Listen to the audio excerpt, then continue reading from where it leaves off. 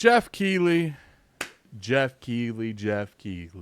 You know, for the longest time, been lukewarm on the man. I don't really have an issue with him. I don't really particularly think too much of Geoff Keighley. I do know that what he offers in the industry is very valuable, and I appreciate what he does in the industry. And I want to put that on the front line of what today's video is about, because, you know, with all the smoke that I'm about to give this man, I want to establish from the start. Geoff Keighley does do a lot of good for the industry, but there are certain things that he does that I'm just scratching my head. For what are we talking about? What is Addict talking about? I think there's some context to this. For the longest time, it has been a well-known fact that Geoff Keighley has been extremely vocal about his support for the PlayStation brand. Now look, I've always been very vocal that Geoff just goes where the business partners are. Geoff just wants to save and maintain any business relationships that he has. And I've never really attacked him or really spoke out against him in general, how he acts in the industry towards PlayStation, towards Xbox, towards Switch. But one thing I will say is I was defending this man when he leaked the Xbox One X price. Or it might have been the Series X. It was one of them. Put in the comment section below which one it was.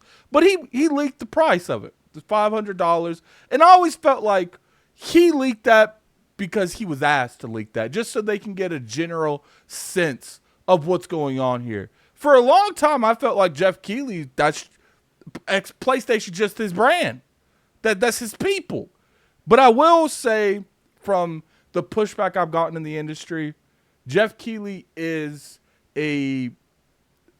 what's what I'm looking for? He is a public figure in the gaming industry that you would think has a unique stance where maybe he should be more in the middle.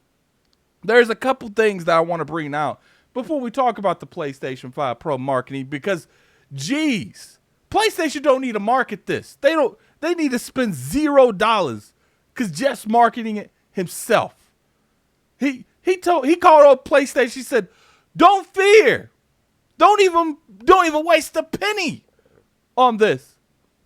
I got you." So first off, let's pull it back a little bit. All right. There has been little things that he's done in the past where I personally feel that it's been very favoritism towards PlayStation. For instance, when layoffs happen, and this is just me, maybe you guys can put in the comment section below if my perspective is wrong. I don't believe it is, but it might be. I remember Geoff Keighley being very, very vocal multiple times when there's layoffs done at Xbox, but when it's PlayStation, he's kind of quiet. He's kind of silent. He don't really talk too much. He's missing in action. We're playing Where's Waldo for Geoff Keighley. But he's up there, man. Now, he don't really tweet too much about, you know, layoffs in general, but I will say he's a little bit more public when it's an Xbox studio involved. Now, let's move on from that to something recent. The Video Game Awards. You know, he went on his stance on why Forza Horizon couldn't be a Game of the Year contender. But ironically, the company moved its date. I think it was God of War, or maybe it was Horizon Forbidden West. Once again, the details alerted me, so put in the comment section below which game it was. But they moved the whole release date. Every year, for those of you that don't know, the Video Game Awards has a cutoff date.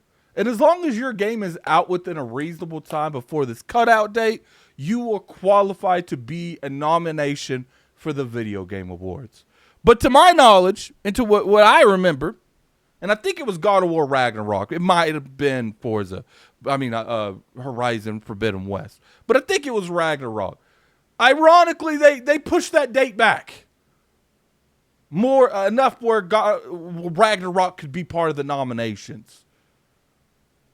Ironically. And I remember there was a lot of criticism because there was a game called Star Wars. It was one of the Star Wars. It was the first Star Wars game that came out. I don't remember the name. Put in the comment section below. But that game wasn't given the same treatment. That game was like, you be on next year's nominations. So like, to me, I'm looking at this and I'm like, you know what? Maybe it's just semantics. You know what? I get it. I'm not going to go too much into Geoff Keighley. It's just semantics. Now, if you guys remember another time where Geoff Keighley was being very biased towards the Xbox brand in favor of the PlayStation brand, or just a general favoritism towards the PlayStation brand, put in the comment section below. I'm very curious. I want to read these things because you guys remember more than me. There's a collective you. There's just one ass me. There's one of me. But let's move on to the recent stuff, man, because I ain't gonna lie. This is crazy. So let's go over when the PlayStation 5 Pro was announced. Let's count how many times he tweeted about this damn product. 1, 2, 3, 4, 5, 6, 7, 8, 9, 10, 11, 12. So this one is Call of Duty, so I won't count it. 13, which I think this 13, and it got community noted. Imagine how crazy it is that someone gets community noted. 14, 15 times in like one day. He tweeted about PlayStation 15 times. Now maybe you won't count this because Geoff Keighley normally does the poll. So, that's reasonable. But even when you count his viewership, 350,000. 6.6 million. 1,150,000. 672,000. 429,000. 262,000. 2.8 million.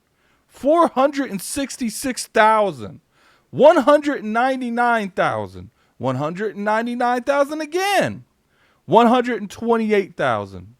The amount of times that he tweeted is just crazy. Maybe he's being paid by them. I don't know.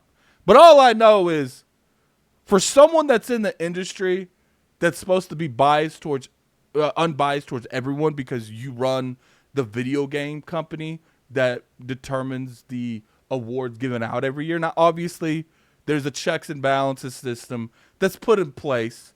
And I will say that when it comes to the back end of that, I've never fully understood how the video game awards works. I personally feel like they're very decryptic on how it works. They tell you like a process, but don't give examples of how people are chosen or how companies are chosen. Or why is that like certain medias are put on there, but not other medias? I don't know. All I'm saying is I do have some questions about that. I wonder if Geoff will ever be very vocal about that. Now, this isn't like a conspiracy theory thing.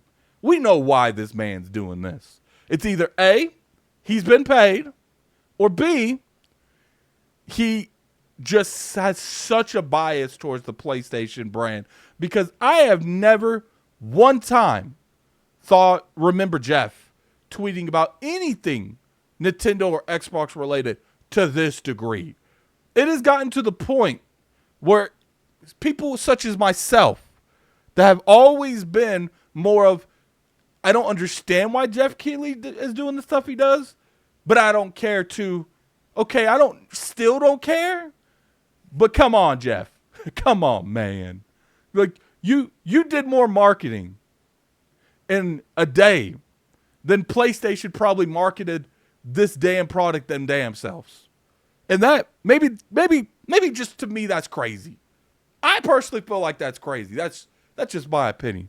But anyway, what do you guys think? Do you think Geoff Keighley, you think he does a little bit of questionable stuff with the PlayStation brand? Put in the comment section below. I'm very curious your guys' thought about that. If you enjoyed the video, hit that like button, you guys. Let's get those likes up.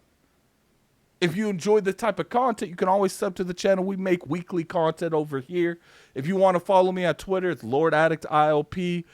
Also, Addict Arena. It's my streaming channel, my community channel, essentially, where we just go over the latest and greatest stuff that's going on in the gaming industry every day, just about. It's in the comment section below. I hope you guys have a fantastic day. It's been a great day for myself. You guys have a good one. Peace. Man, Geoff Keighley. I'm sorry, guy. I don't make content on other people. But this one was a little too much for me. And that's saying something.